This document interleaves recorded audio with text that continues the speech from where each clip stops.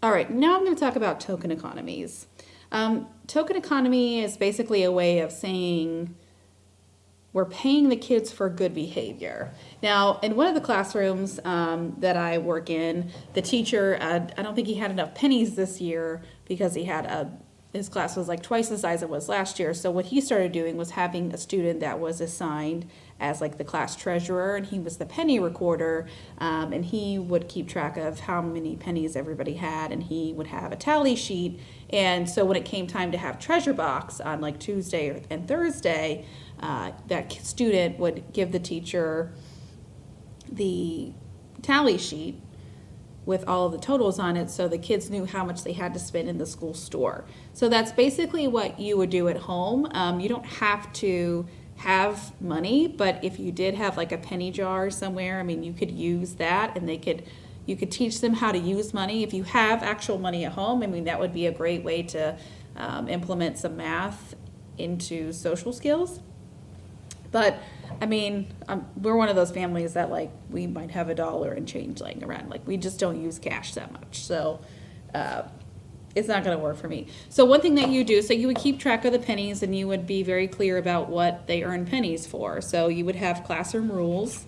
You're going to do your work. You're going to very clear and concise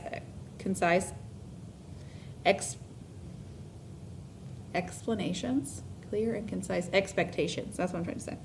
So you'd have very clear and concise expectations.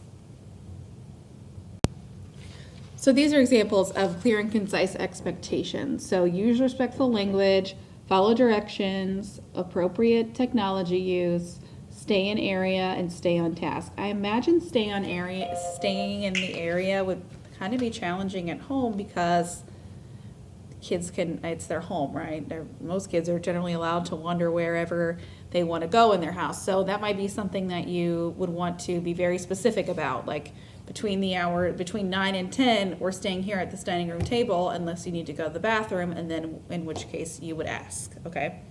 So you could even assign a value to these. So automatically they get 2 pennies if they're doing that. Like, so if you have a child that's struggling with, say, with respectful language, and they ask their sister very nicely, may I use that pencil? I would give them a penny for that, or 2 pennies for that. So you want to catch kids being good. That's the whole premise of token economies. But you also need to make sure that you're tracking it. So you would need to track it somehow on a tally sheet or something. You'd also want to maybe keep that out of the reach of the learner, or record the pennies for that day somewhere where the kid cannot edit that, because not all kids are honest. And so if that kid is having a rough day, they might want to go back and give themselves a little bit more pennies. And then you would want to have very clear and concise prices for things. So, and a lot of people think, well, I can't go to the store, and I'm not going to go to Amazon or whatever. No, you're not, because you know what you're going to do? You're going to give them extra things of the stuff they already like. So they can buy iPad for 5 cents a minute. They can get snacks for 10 cents. They could get a juice box for 25 cents. I mean, Easter's coming up. If your kids get a bunch of Easter candy, you take that Easter candy and you put it in a shelf, and then they buy it back from the school store. You got it? I mean, not all of it, but my kid has so much candy. He has candy from Christmas up there that I'm going to throw away. It's crazy.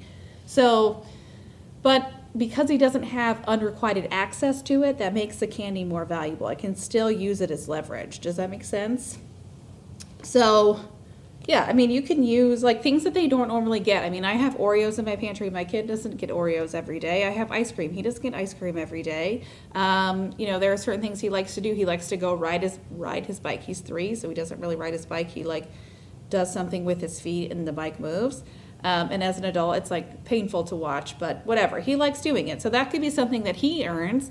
It's kind of whatever, but it's not something that we go out of our way to do. So stuff like that, and I'm not saying like take everything away, but I'm saying you can let them earn like more screen time. You can let them earn, more arts and crafts, or if they're doing really well, maybe they can play some games online that they don't normally get to play, or watch YouTube, or, just be creative with it. Maybe they can, maybe they like baking, and you can bake some cookies together. So, I mean, those are some ideas of things that you could do, or maybe they could FaceTime someone special. Maybe they could FaceTime their teacher or a cousin or an uncle. Like, think about, you got to really be creative during these times to think about how you can motivate your child. But FaceTiming a teacher or a friend from school, that's a great thing to do. Bubbles outside, hide and seek, Easter egg hunts.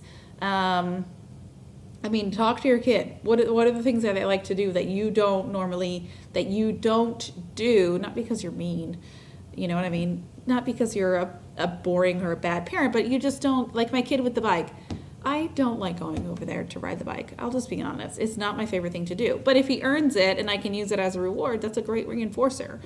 So things like that you just don't normally think about, or you don't normally make time for. Like, you kind of have to carve out things in your schedule for that. But and you also want to have like a certain day that you're doing it.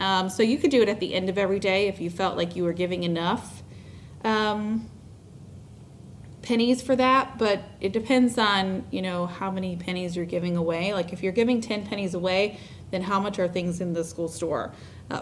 Excuse me. So I have iPad down for 5 cents a minute, and snacks 10 cents, and a juice box for 25 cents.